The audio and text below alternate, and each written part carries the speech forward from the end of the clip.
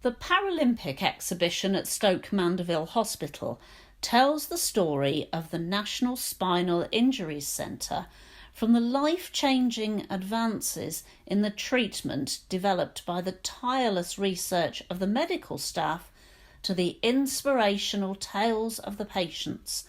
It will give you a unique insight into the remarkable history of the most famous spinal injuries centre in the world.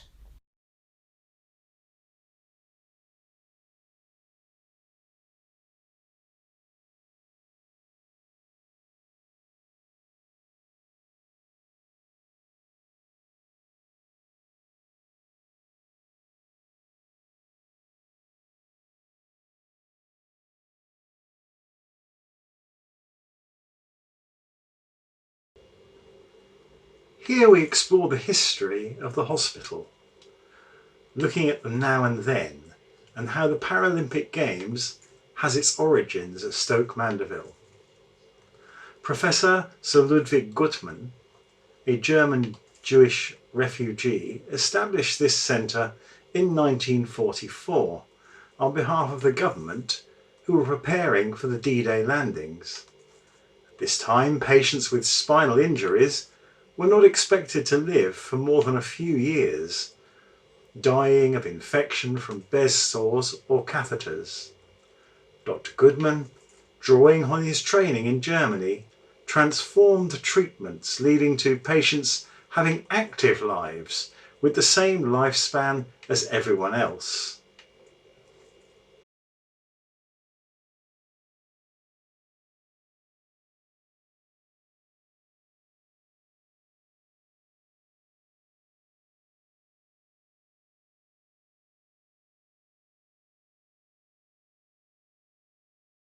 On display here is a selection of objects looking at the history of the hospital, looking at the now and then, and how the Paralympic Games has its origin here.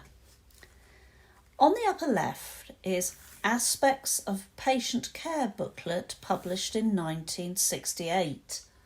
From the outset, the National Spinal Injuries Centre was continuously looking for improvements in patient care.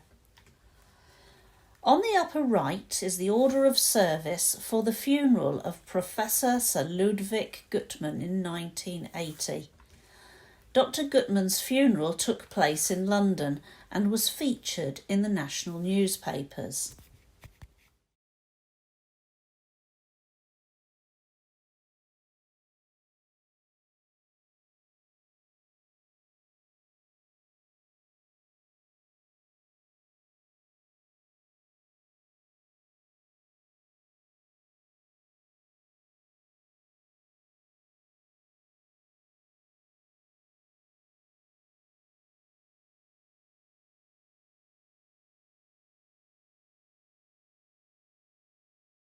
Professor Saludvik Goodman's regime at the Spinal Injuries Centre was not just medical and surgical, but also about rehabilitation, including physiotherapy and occupational therapy.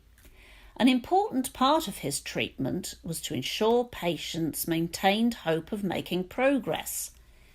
They were encouraged to be active, both physically, through sport, and socially, recognising the psychological benefits alongside their medical rehabilitation. His main aim was to get patients back into life and work outside the wards. He said, "I will make taxpayers of you."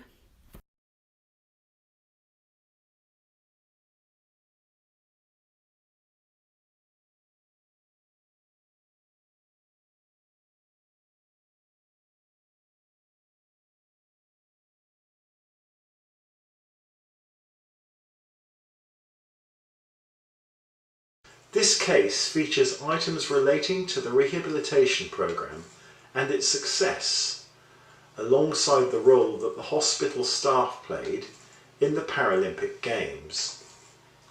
At the back is Dr. Tussler's Classifier jacket from the Sydney Paralympics in 2000. Dr. Tussler started as a physiotherapist at the National Spinal Injuries Centre NSIC, in 1982 and held the post of a classifier at many Paralympic Games. On the left is Wilma Anick's archery case. Wilma Anick was a spinal patient at the National Spinal Injuries Centre. She later trained and returned as a physiotherapist at the centre, alongside being a Paralympic archery champion, and later worked in adult social care locally for many years. On the lower left are Lady Susan Masham's bronze and silver medals from the first Paralympic Games in Rome in 1960. Susan was a patient here and one of Britain's first successful Paralympians. At the bottom is Mick Langley's competitor's bag from the Seoul Paralympics in 1988. Local man Mick Langley was a patient here at the hospital in 1974. He won a gold in snooker at the Seoul Paralympics. Mick was a big personality, a local lad with a strong, supportive family who got involved in fundraising for the Games. One of Mick's great memories is partying with Lady Diana at a fundraising dinner.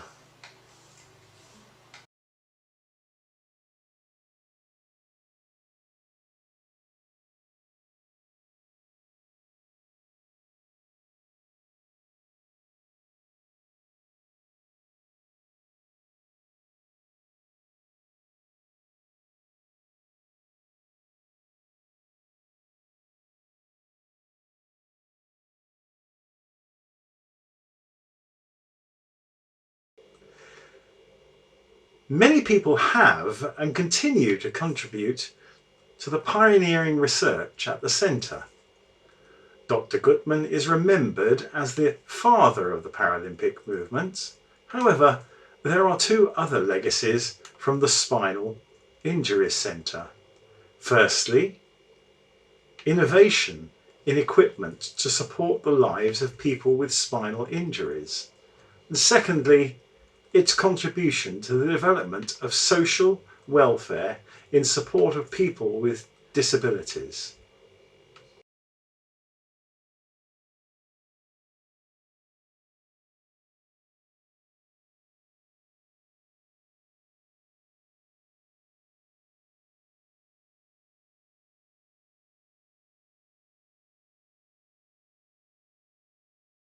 In this display are items which reflect the pioneering research which has been and still is an integral part of the National Spinal Injuries Centre. At the top middle is a Possum Users Association concert brochure. This event was a fundraiser to help pay for equipment for patients. Possum, the patient-operated selector mechanism, was invented at the National Spinal Injuries Centre and allowed tetraplegic patients to use their mouths and breath to operate household and work equipment. Middle left of centre is a cue support for snooker, designed at the centre to enable people who are unable to use their hands to create a bridge to play snooker. Snooker is no longer a Paralympic sport. Bottom right is a cup handle developed recently at the Spinal Injuries Centre to aid drinking and is now in commercial production.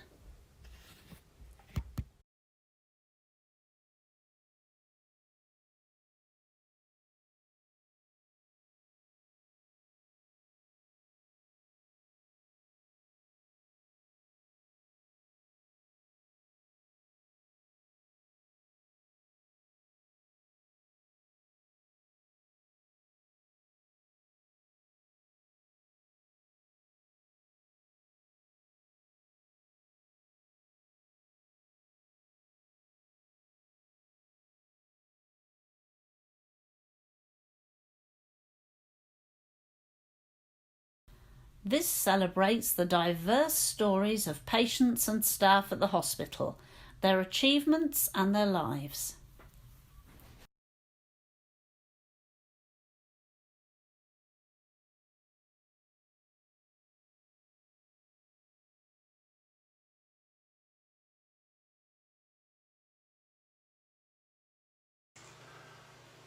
This display features items related to staff and patients of the National Spinal Injuries Centre. Top left is Nigel Smith's sports top from the Atlanta Paralympics in 1996. Nigel was a successful Paralympic wheelchair basketball player, Great Britain team captain and coach. He played an important role in the development of the sport. Right is a photo of Gwen and John Buck at their office being congratulated on their Paralympic achievement in 1962. Gwen Buck was a British Paralympic athlete whose interest in sport began at the National Spinal Injuries Centre. She won gold medals in table tennis, lawn bowls and swimming, and entered several athletics events across 4 Paralympic Games. Her husband John was also a wheelchair user and Paralympic athlete.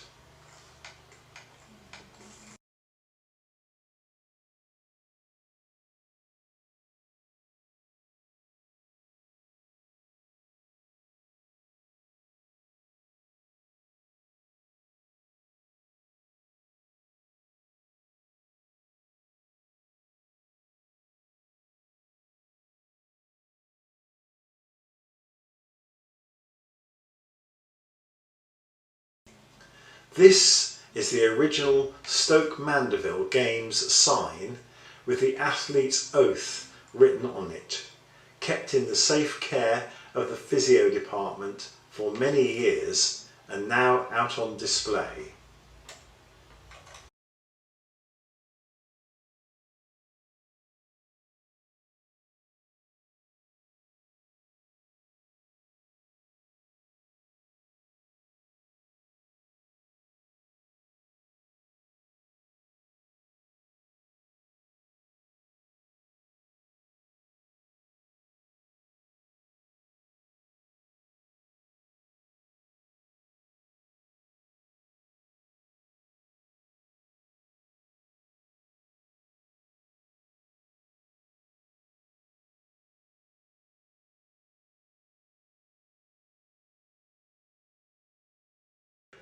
Featured here are 2 racing wheelchairs. The earlier one in red, white and blue was Paul Cartwright's.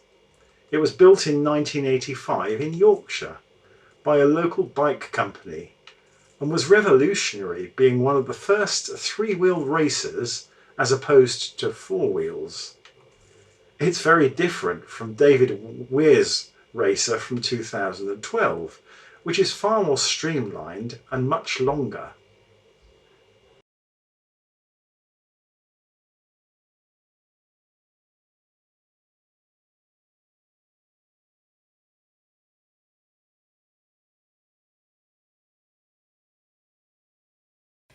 Thank you for watching.